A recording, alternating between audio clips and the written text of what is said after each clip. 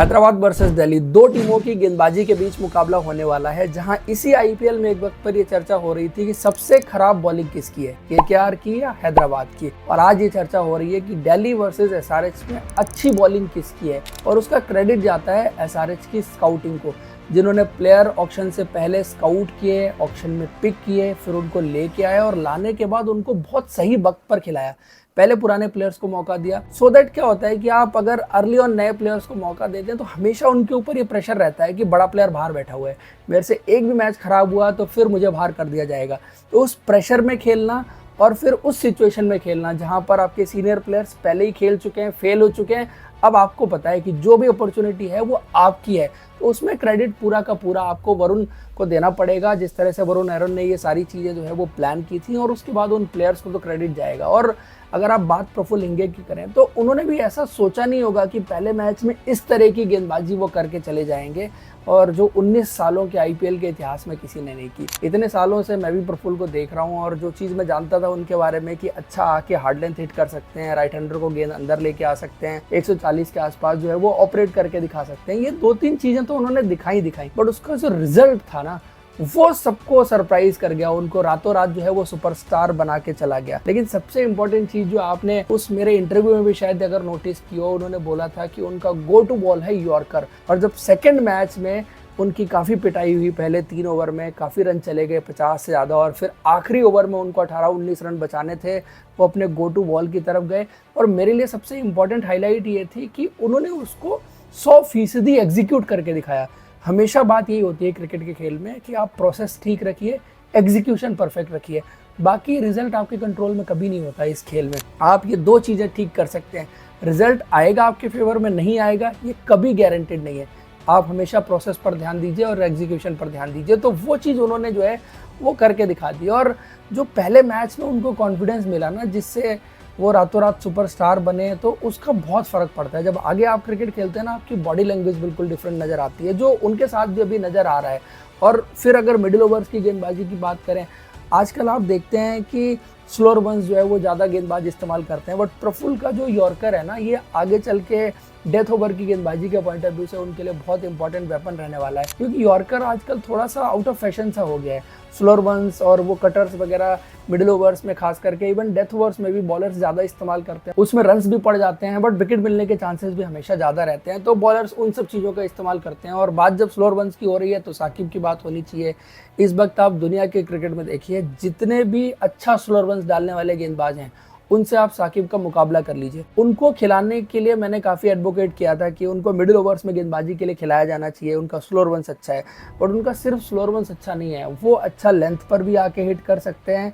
जो उनका arm speed जो है वो काफ़ी क्विक है, क्योंकि थोड़ा बहुत जैसे टेनिस बॉल का इफेक्ट रहता है ना, जो टेनिस बॉल क्रिकेट खेलते हैं उनका आप देखेंगे कि नेचुरली आर्म स्पीड जो है वो क्विक होता है, और उसी आर्म स्पीड के साथ वो अपना स्लोअर वन भी डालते हैं और नॉर्मल जो लेंथ डिलीवरी है वो भी डालते हैं। उसमें बल्लेबाज को पकड़ना काफी मुश्किल हो जाता है। यॉर्कर भी अच्छा मार सकते हैं, पेस शायद मुझे लगता है कि अच्छे रिदम में और गेंदबाजी करेंगे तो 2-4 यार्ड और ऐड होंगे। अभी आपने 138-40 देखिए, मेरे हिसाब से वो 43-44-45 जो है वो जरूर टच कर सकते हैं, अच्छे रिदम में वो गेंदबाजी करेंगे। इतना वो करते थे पहले जो उनकी गेंदबाजी देखिए, और वो देखो पहले मैच में, दूसरे मैच में और इम्प्रूव्ड और मैच्योर्ड गेंदबाज नजर आए। प्रफुल्ल हिंगे ने भी सेकंड मैच में अच्छी गेंदबाजी की, अच्छी वापसी की, बट इन दोनों का कंपैरिजन होता रहेगा, आने वाले टाइम में भी होता रहेगा। बट अल्टीमेटली एसआरएच की टीम को दोनों गेंदबाज मिल गए जो शायद इंडियन क्रिकेट के फ्यूचर भी हैं। उसके बाद आ जाओ कि जब इन दोनों ने अच्छी गेंदबाजी कर दी तो एहसान मलिंगा तो लसित मलिंगा बन गए। पहले आप उनको देखो कि उनकी पिटाई भी होती थी, विकेट भी नहीं मिलते थे, हर कोई आके उनको मार के चला जाता था। आज की डेट में ये दोनों गेंदबाज प्रेशर बनाते हैं, विकेट लेते हैं, उसका पूरा फायदा उठाते हैं। एहसान मलिंगा वो विकेट भी निकाल रहे हैं, उनका इकोनॉमी भी नीचे चला गया है। तो एज अ यूनिट आप देखो, जो फास्ट बॉलिंग यूनिट है, फिर ये कम्प्लीटली डिफरेंट नजर आने लग गई है। लेकिन ये फास्ट बॉलिंग यूनिट तब तक कंप्लीट नहीं होती जब तक इसमें नीतीश कुमार रेड्डी का नाम ऐड नहीं हो जाता। और नीतीश कुमार रेड्डी के बारे में इतने दिनों से जो बातें होते रही, लेकिन आपको याद होगा कि पहले मैच के बाद मैंने जो अगला वीडियो किया था उसमें मैंने बताया भी था और मैंने ट्वीट भी किया था। एक्स पे मेरा पोस्ट वो अभी भी है, जब नीतीश कुमार रेड्डी ने सिर्फ एक गेंद इस आईपीएल की डाली थी, और मैंने उसी वक्त कहा था कि नीतीश कुमार रेड्डी का बैक इतना बेंड होते हुए मैंने कभी नहीं देखा। मैं उनको कई सालों से फॉलो कर रहा हूँ, लेकिन इस बार जिस तरह से वो बैक को बेंड कर रहे हैं, जिस तरह का उनका सीन प्रेजेंटेशन आ रहा है, ये नीतीश कुमार रेड्डी कुछ डिफरेंट नज़र आ रहा है। हाँ, ज़्यादा मैं टेक्निकल डिटेल्स में नहीं गया, लेकिन अब जो स्टोरी निकल करके आई है, उन्होंने एक कोच के साथ काम किया, ट्रेनर के साथ काम किया, वहाँ पर उनकी स्पीड जो है वो 10 किलोमीटर प्रति घंटे बढ़ी है। अब वो आपको बॉलिंग फिगर्स में भी दिख रही है, लेकिन पहले नहीं दिख रही थी। मैंने उसी टाइम उस चीज़ को पॉइंट आउट किया था। और एक्चुअल मतलब इसका लबोलुआब ये है कि नीतीश कुमार रेड्डी आज की डेट में वो गेंदबाज बन चुके हैं जो शायद इंडियन टीम में, मैं एसआरएच की टीम की बात नहीं कर रहा, इंडियन टीम में एज अ फास्ट बॉलर खेलने की काबिलियत रखता है। वो पेनिट्रेशन नज़र आ रहा है साफ साफ उनकी गेंदबाजी में। वो दिख जाता है ना कि आप में कितना पैनापन है आपकी गेंदबाजी में और कितना एफर्ट आपकी बॉलिंग में जो है वो पुट ऑन हो रहा है। तो हार्दिक पांड्या का रिप्लेसमेंट जो इंडियन क्रिकेट में इतने सालों से तलाशा जा रहा था और वो खोज अभी तक अधूरी थी, अब मुझे लगता है कि नीतीश कुमार रेड्डी एक्चुअल में उस स्टेज पर पहुंच गए हैं जहां वो हार्दिक पांड्या के बैकअप हो सकते हैं। अदरवाइज इतने दिनों से हम बहुत सारे प्लेयर्स की बात करते रहे, बहुत सारे प्लेयर्स हमने खिलाए। इवन नीतीश कुमार रेड्डी को भी जब हम ये कह के लाए थे 2 साल पहले कि यार ये ऑलराउंडर हो सकता है, नेक्स्ट ऑलराउंडर, तब उनकी गेंदबाजी में ये दिखता था कि यार हाँ ठीक है, बल्लेबाजी तो शायद कर लेंगे, बट गेंदबाजी हार्दिक पांड्या के मुकाबले काफ़ी पीछे है। बट आई थिंक अब मुझे लगता है कि हार्दिक पांड्या से पीछे छोड़िए, ये इसी तरह से करेंगे ना तो आगे भी जाएंगे, क्योंकि ये तो शुरुआत भर है ना, यहाँ से इम्प्रूवमेंट होना शुरू हुआ है ना, ये इम्प्रूवमेंट और होगा, इससे भी आगे वो जा सकते हैं। Not in terms of speed, जो एक्सपीरियंस अभी तक उन्होंने गेन किया है एट दिस अर्ली एज, अभी कोई उनकी एज भी ऐसे बहुत ज़्यादा नहीं है। दूसरी चीज़, उनके ज़्यादा इश्यूज़ क्या आते हैं फिटनेस के, कि वो बार बार इंजर्ड हो जाते थे। और मुझे लगता है कि जो थोड़ा सा उन्होंने अपनी बॉलिंग के बायोमैकेनिक्स ठीक किए हैं, उससे उनकी फिटनेस भी इम्प्रूव होगी। जो बार बार इंजरीज हो रही थी, उससे उनकी इंजरीज भी मुझे लगता है कम होंगी, और जब इंजरीज कम होंगी, रेगुलर बेसिस पर खेल पाएंगे, तो रेड बॉल क्रिकेट में भी वैसे ही कंट्रीब्यूट कर सकते हैं जैसे आप एक्सपेक्ट कर रहे थे कि उनको खिला रहे थे, बॉलिंग नहीं करवा रहे थे, क्योंकि वो धार नज़र नहीं आ रही थी, लेकिन अभी नज़र आ रही है। तो एसआरएच के फैंस तो ऑब्वियसली खुश होंगे, नीतीश कुमार रेड्डी जैसी गेंदबाजी कर रहे हैं, मूव भी हो रही है, तेज़ भी आ रही है, बाउंसर भी अच्छा तीखा पड़ रहा है उनका। तो नीतीश कुमार रेड्डी मतलब कंप्लीट बॉलर बनने की तरफ बढ़ रहे हैं। अभी मैं ये नहीं कहूँगा कि कंप्लीट बॉलर बन गए, कंप्लीट बॉलर बनने की तरफ बढ़ रहे हैं। उसके बाद स्पिन डिपार्टमेंट में आ जाओ, शिवांग कुमार, इन्होंने बहुत इंप्रेस किया यार। जितने भी नए स्पिनर्स आए हैं उसमें आप शिवांग कुमार को देखिए, एकदम आपको अलग नज़र आएंगे। और स्पेशली इनका जो गुगली है, राइट हैंडर के लिए जिस तरह से बाहर निकलता है, अभी तक तो मैंने किसी को बहुत ईजिली पिक करते हुए नहीं देखा, और किसी ने कर भी लिया तो शॉट्स लगाना उस पर उतना आसान नहीं है, क्योंकि बहुत ही शार्प तरीके से जो है वो टर्न करके बाहर की तरफ गेंद जाती है, और इसीलिए जो है वो शॉट्स मेकिंग काफ़ी डिफिकल्ट होती है। इकोनॉमिकल तो रहते हैं, विकेट भले ही उनको उतने ज़्यादा नहीं मिले। जो आप जनरली क्या देखते हैं कि लेग स्पिनर को विकेट हमेशा ज़्यादा मिलते हैं, पिटाई कभी कभार थोड़ी बहुत हो जाती है, लेकिन इनके साथ आपने क्या देखा है कि इनका इकोनॉमी रेट जो है वो हमेशा अच्छा रहता है, विकेट उतने ज़्यादा नहीं मिल रहे हैं, क्योंकि इनका जो ट्रेजेक्ट्री है जिस पर ये ऑपरेट करते हैं वो थोड़ा सा आपको फिंगर स्पिनर जैसी नज़र आएगी। लेकिन चूंकि हैं ये लेग स्पिनर और गेंद को दोनों तरफ ले जाने की काबिलियत रखते हैं, तो वो हमेशा बैट्समैन को डाउटफुल रखते हैं।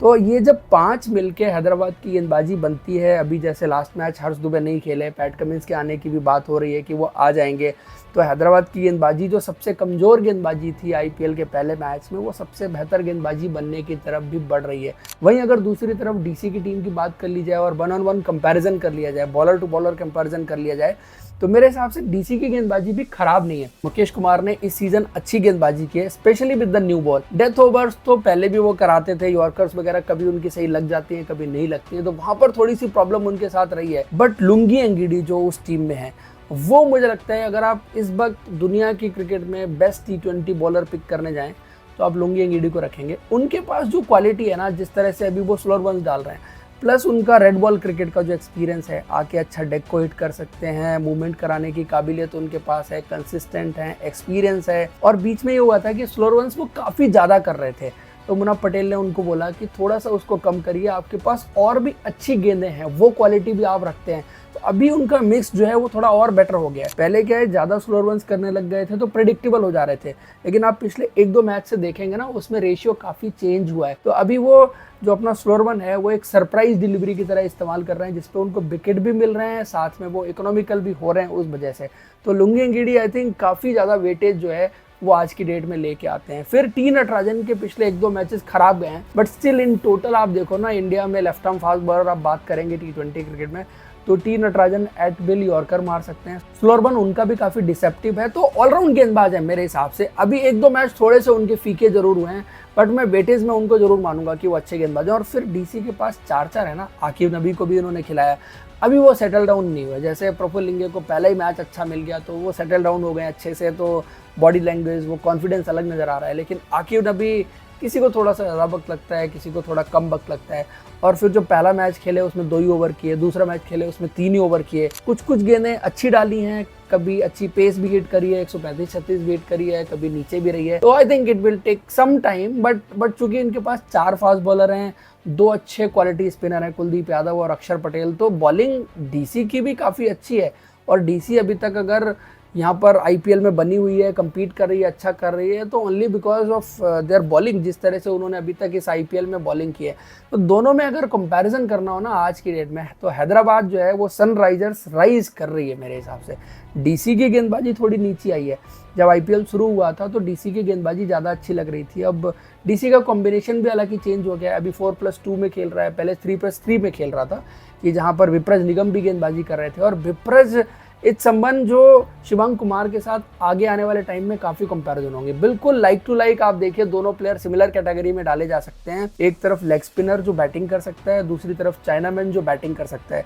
शिवांग की बैटिंग अभी तक आपने उतनी देखी नहीं है। पिछले मैच में एक छक्का चौका जरूर उन्होंने लगाया था, लेकिन अभी उनकी बल्लेबाजी और आनी बाकी है। लेकिन दूसरी तरफ विप्रज अपनी बल्लेबाजी प्रूव कर चुके हैं, कुछ कैमियोज खेल के, कुछ मैचेस जिता करके, लेकिन गेंदबाजी उनकी अभी और देखनी बाकी है। लेकिन विप्रज के बारे में मैं एक बात आपको बता सकता हूँ, और मैंने बहुत सारे गेंदबाजों के साथ देखा है। एज ग्रुप क्रिकेट में जब ये खेल रहे थे तो थोड़ा सा वो क्लासिकल लेग स्पिन वाली बात, आपको गुगली और उस तरह की गेंदबाजी, वो ट्रेजेक्ट्री डिफरेंट नज़र आएगी, तरीका डिफरेंट नज़र आएगा गेंदबाजी करने का। लेकिन जब से यूपी T20 लीग और आईपीएल वगैरह में खेले हैं, ये गेंदबाज थोड़ा सा डिफरेंटली ऑपरेट तो कर रहा है, जो आज की T20 क्रिकेट की डिमांड भी है। बट आई थिंक अभी भी वो ढूंढ रहे हैं कि मेरे को कैसे T20 क्रिकेट में गेंदबाजी करनी है, क्योंकि जो एज ग्रुप क्रिकेट उन्होंने खेली अंडर 16, 19, वहाँ पर रेड बॉल क्रिकेट में भी काफ़ी विकेट्स उन्होंने निकाले हैं। तो क्वालिटी है ओवरऑल। अगर आप जाओ ना कि प्लेयर में कितना दम है, तो दम विप्रज निगम की गेंदबाजी में भी है। बट स्टिल आई थिंक वो खोज रहे हैं कि मेरे को ये T20 के फॉर्मेट के हिसाब से कैसे गेंदबाजी करनी है। दूसरी तरफ शिवांग अपनी गेंदबाजी खोज चुके हैं कि कैसे करनी है, और बल्लेबाजी में अभी थोड़ा सा देख रहे हैं कि कैसे बल्लेबाजी इंप्रूव करनी है। बट इंडियन क्रिकेट के पॉइंट ऑफ व्यू से एक नीतीश कुमार रेड्डी उधर और इधर 2 प्लेयर, इनमें से आप कोई भी एक देख लीजिए, जो मुझे लगता है कि काफ़ी बड़ा और इम्पॉर्टेंट प्लेयर हो सकता है इंडियन क्रिकेट के पॉइंट ऑफ व्यू से। तो दोनों टीमों की गेंदबाजी में मार्जिनल डिफरेंस है, और जैसा मैंने कहा कि हैदराबाद राइज कर रही है, बट बल्लेबाजी का अंतर आपको देखना पड़ेगा। बल्लेबाजी में सनराइजर्स हैदराबाद जो है वो आगे है। और एक और मैचअप इंपॉर्टेंट है कि डीसी के लिए अक्षर पटेल अभी पावर प्ले में आके गेंदबाजी नहीं कर पाएंगे, क्योंकि अभिषेक शर्मा, ट्रेविस हेड और ईशान किशन, ये 3 प्लेयर रहेंगे, तो अक्षर को बाद में ही गेंदबाजी करनी पड़ेगी। अभी अक्षर की मजबूरी हो जाती है। वैसे क्या होता है, राइट हैंडर होते हैं, अक्षर पहले आ जाते हैं गेंदबाजी करने के लिए, तो वो एक विंडो रहती है उनके पास, वहाँ पर भी वो विकेट निकालते ही हैं। अक्षर अच्छी गेंदबाजी कर रहे हैं आजकल, अगर आप देखो आईपीएल में, तो वो एक मैचअप रहने वाला है। बल्लेबाजी आई थिंक एसआरएच को ही मैं पॉइंट दूंगा, क्योंकि डीसी के लिए प्रथम निशंका का मुझे समझ नहीं आ रहा कि जितना कंसिस्टेंट और अच्छा प्लेयर आपको इंटरनेशनल क्रिकेट में दिखता है, वो यहाँ पे नजर नहीं आ रहा। पिछले मैच में इन्होंने करुण नायर को खिला लिया, आई थिंक समीर रिजवी को ही खिलाते तो शायद इनके लिए ज़्यादा सही रहता, बट आई डोंट नो क्या रीज़न था कि इन्होंने करुण नायर को खिला लिया उस वाले मैच में। एंड में तो खैर डेविड मिलर ने वो पारी जो है वो ख़त्म करके दिखा दी। हाँ, दिल्ली के लिए जो इम्पोर्टेंट चीज़ ये है कि ट्राइसन स्टफ्स, डेविड मिलर फिनिशिंग आपकी स्ट्रॉन्ग कर रहे हैं, प्लस अक्षर पटेल भी हैं, आशुतोष शर्मा भी हैं। और T20 के गेम में ना शुरुआत आपको अच्छी मिलेगी, वो भी इम्पॉर्टेंट है, बट अगर आपके पास अच्छे फिनिशर्स हैं तो क्रूशल मैचेस जो है ना, जो आप हारते हैं वो आप नहीं हारते। आपको लेट्स सपोज 3 ओवर में 50 रन चाहिए, ट्राइसन स्टफ्स, आशुतोष शर्मा और डेविड मिलर जिताने की काबिलियत रखते हैं। आप मेरे को दूसरी टीम बताओ जहाँ पे प्लेयर हैं 3 ऐसे जो जिताने की काबिलियत रखते हैं। एक आरसीबी है, क्योंकि उधर टीम डेविड और रेमारियो सेफर्ड, लेकिन उधर तीसरा प्लेयर उनको ढूंढना पड़ेगा। इधर 3 हैं, ये चौथा भी खोज के ऐड कर सकते हैं उसमें। उधर 2 हैं आपको, क्योंकि जितेश उतना कंसिस्टेंट नहीं है, इसीलिए मैं कह रहा हूँ कि उधर 3 आपको इजीली नहीं मिल रहा है। तो that's why I am saying कि T20 क्रिकेट में जो मैचेस, क्रूशल मैचेस जीतने के लिए जो चीज़ सबसे इंपॉर्टेंट रहती है और जो डिफरेंस मेकर होती है, आप अगर जीटी जो चैंपियन बनी थी 2022 में, उसके भी मैच बाय मैच देखेंगे तो राहुल तेवतिया और डेविड मिलर ये 2 बंदे और 1 मैच राशिद खान ने अपनी करामात से निकाल दिया था। तो 2.5 प्लेयर था बैटिंग में नीचे जो मैचेस फिनिश कर रहा था। तो अगर आपके पास 2 अच्छे फिनिशर हैं, डीसी के पास तो 3 हो सकते हैं, क्योंकि आशुतोष शर्मा भी हैं और फिर अक्षर पटेल भी जैसे खेल रहे हैं। तो अक्षर को चलो मैं उतना नहीं काउंट करता, तो इनके पास अच्छी फिनिशिंग भी है, तो बल्लेबाजी को आप कम नहीं आंक सकते। हाँ, प्लेयर टू प्लेयर कंपैरिजन में डीसी की बल्लेबाजी कम है, लेकिन अब जैसे जैसे मैं देख रहा हूँ कि at the top KL Rahul की स्टेबिलिटी और प्रथम निशंका अगर थोड़ा सा कैमियोज वाली शुरुआत ही देते रहें, 20 बॉल 50 रन, 15 बॉल 35 रन, इस तरह की शुरुआत देते रहें, तो डीसी का काम चल जाएगा, क्योंकि सबीर रिजवी उधर हैं।